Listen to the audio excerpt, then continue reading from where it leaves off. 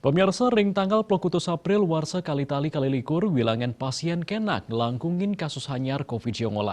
Lianan ring punike balik kantun nguningayang pasien padam COVID-19.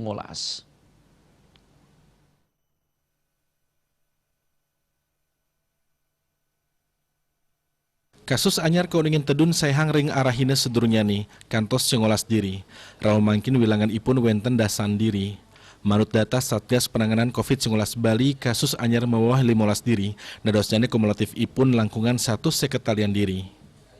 Lelima kabupaten kota saning nguningeng pewahan kasus anyar, ingi pude kepini akeh raus saking Badung antuk dasa diri.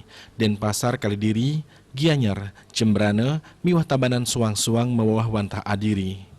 Raris Bangli, Karangasem, Kelungkung, miwah Buleleng nenten nguningeng kasus anyar. Asa pude ketaler pasien padem wantah mewah adiri inggih pude ke saking Denpasar. Ngenenin pasien kena mewah petang dasa 6 diri, dadosnyani pasien COVID-19 sane kena sampun langkungan 1 sekretarian diri.